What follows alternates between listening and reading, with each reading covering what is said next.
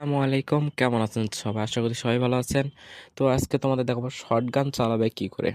তো আমাদের সর্বপ্রথম সেটিংয়ে ঢুকতে হবে। সেটিংয়ে ঢুকে যেতে হবে, কাস্টমাইজ যেতে হবে। কাস্টমাইজে গিয়ে দ্রুত রিলোড বাটনটা অন করে দিতে হবে।